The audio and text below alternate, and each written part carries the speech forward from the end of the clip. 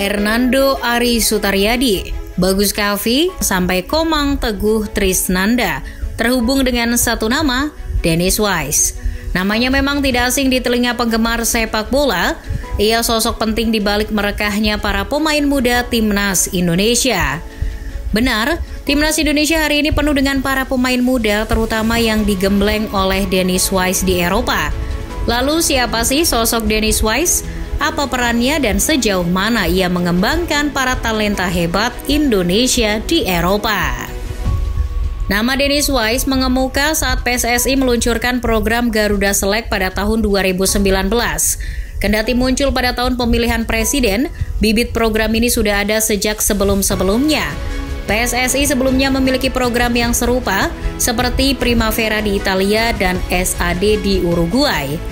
Baik Primavera, SAD maupun Garuda Select memiliki satu tujuan yang sama, yaitu memberikan pelatihan sepak bola terhadap bakat-bakat muda di Indonesia, tapi latihannya tidak di sini, melainkan di luar negeri. Khusus Garuda Select dilakukan di Eropa, salah satunya di Inggris. Garuda Select bisa dibilang pengembangan dari kedua program sebelumnya. Dalam prakteknya, Garuda Select lebih sistematis, mulai dari proses seleksi hingga ke pelatihannya. Banyaknya bakat muda hebat di Indonesia, tapi tak memiliki kemampuan atau pemahaman soal teknik, melatar belakangi munculnya program ini.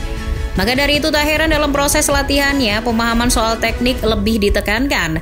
Nah, legenda bola Inggris dan Premier League Dennis Wise ditunjuk sebagai direktur sepak bola di Garuda Select, ditemani oleh Des Walker sebagai pelatih kepala. Tidak ada alasan khusus terkait penunjukan Dennis Wise sebagai direktur sepak bola Garuda Select.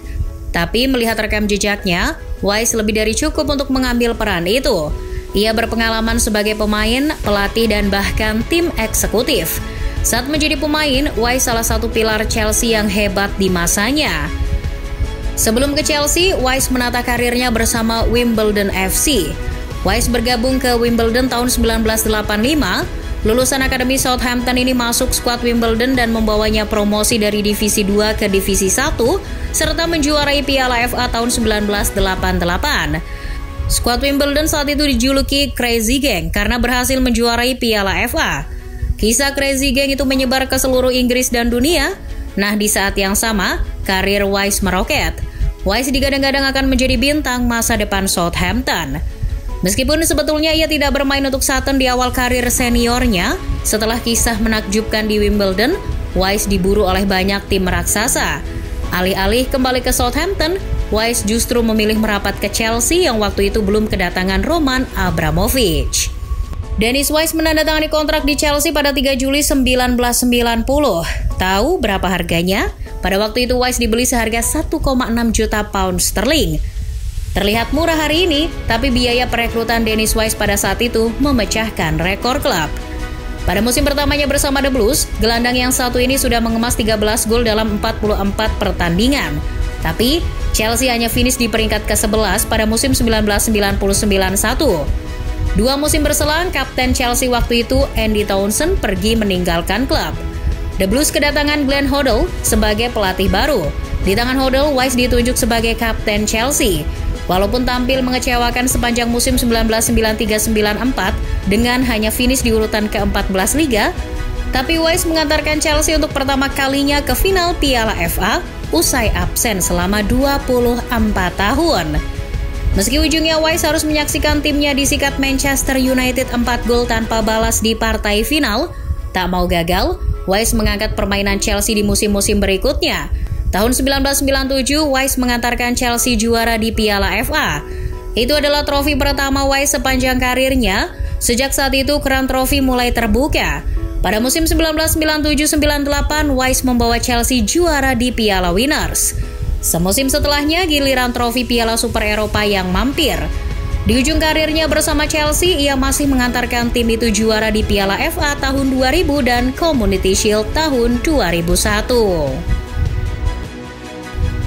Dennis Wise berhasil mengembalikan muka Chelsea di Inggris dan Eropa. Sayangnya, kiprah Wise berjalan ke belakang usai tak lagi memperkuat The Blues. Di Leicester City, Wise tidak hanya tampil buruk, tapi juga mendapat masalah. Wise diketahui mematahkan rahang dan hidung rekan setimnya sendiri, Callum Davidson. Awalnya Wise hanya diskors, tapi Leicester kemudian memecatnya. Dari Leicester ia pindah ke Millwall. Wise menjadi manajer pemain di Millwall pada tahun 2003. Ia membawa Millwall ke final Piala FA untuk pertama kalinya pada tahun 2004. Meski kalah dari Manchester United, Millwall bisa tampil di Piala UEFA juga untuk pertama kalinya. Sebab Manchester United yang menang sudah bermain di Liga Champions. Tapi sayang, baru babak pertama Millwall sudah tersingkir atas Ferencvaros. Setelah itu Wise hanya bergabung ke klub seperti Swindon Town dan Coventry. Sempat pulang ke Southampton pada 2005, tapi kepulangannya itu tidak memberi dampak yang berarti. Wise akhirnya memutuskan gantung sepatu pada 2006 saat berseragam Swindon Town. Selain di Millwall, Wise juga pernah menjabat manajer pemain di Swindon. Ia baru menjabat hanya manajer saja di Leeds United tahun 2006. Wise mengisi posisi manajer yang kosong usai pemecatan Kevin Blackwell. Ia bersama Gus Poyet, asistennya, mengarsiteki Leeds United hingga 2008, memimpin total 69 laga. Tidak ada trofi yang dibawa Wise selama menukangi Leeds, ia pun memilih meninggalkan Ellen Road pada 2008. Secara mengejutkan, Wise mengambil peran di Newcastle United. Tidak, bukan sebagai manajer, melainkan direktur eksekutif. Jabatan itu ia raih saat usianya baru 42 tahun, itu terbilang muda untuk jabatan yang lumayan tinggi. Tapi kata Mike Ashley, pemilik Newcastle waktu itu, peran Wise terbatas. Ia yang bekerja dengan manajer Kevin Keegan hanya akan terlibat dalam transfer pemain, pencarian pemain, dan pengembangan pemain muda. Wise ditugaskan untuk mengidentifikasi para pemain muda yang diminta Kevin Keegan. Ia juga membantu dalam pengembangan akademi klub. Saat Keegan meninggalkan The Magpies, Wise juga ikut pergi dari sana pada tahun 2009. Tekanan yang besar disinyalir jadi penyebabnya. Karir eksekutifnya tak berhenti di sana. Pada tahun 2019 ia menjadi direktur teknik Como sebelum ada 1907-nya. Ketika Sen Entertainment mengambil alih Como dan namanya menjadi Como 1907, Wise menjabat sebagai pengoperasian permainan. Tahun 2021 ia mengambil alih direktur olahraga Como.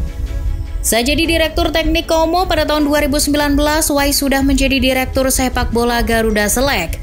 Boleh dibilang ia bekerja di dua tempat. Sampai hari ini pun begitu. Ia masih menjadi direktur sepak bola Garuda Select dan direktur olahraga Como 1907. Selama bekerja untuk Garuda Select, Wise pun punya metode sendiri. Selain latihan fisik, Wise dan Walker juga melatih kemampuan analisis pemain lewat video dan latihan taktik di atas lapangan. Di dalam skuad Garuda Select juga tidak hanya diisi oleh pemain Indonesia, tapi juga pemain luar negeri. Ini supaya para pemain Indonesia bisa melihat dengan mata kepala sendiri ketimpangan kualitas mereka dengan para pemain dari luar negeri. Garuda Select memang membuka seluas-luasnya kesempatan bagi pemain muda tanah air untuk menimba ilmu di Eropa, tapi Wise tidak akan menjamin menit bermain yang adil. Setiap pemain harus bisa menunjukkan bahwa mereka layak dimainkan. Wise juga mengedepankan pemain yang bagus dalam pemahaman taktikal saat menyeleksi pemain. Jadi, bakat bermain sepak bola saja tidak cukup. Wise juga cerdik dalam menentukan posisi pemain, seperti misalnya Hoki Caraka. Ia datang ke Garuda Select sebagai pemain bertahan, tapi Wise melihat potensinya sebagai striker. Jadilah Hoki salah satu penyerang paling berbahaya di timnas Indonesia. Metode latihan Dennis Wise juga cukup keras. Hernando Ari pernah mengatakan kalau ia sering dimarahi oleh Wise. Hasilnya, Hernando jadi andalan timnas Indonesia. Ya, begitulah Dennis Wise. Kecemerlangannya di Garuda Select bahkan pernah membuatnya diisukan akan menukangi timnas Indonesia U17 untuk Piala Dunia U17. Tapi tidak jadi. Meski demikian, Indonesia tetap harus berterima kasih pada legenda Chelsea yang satu ini.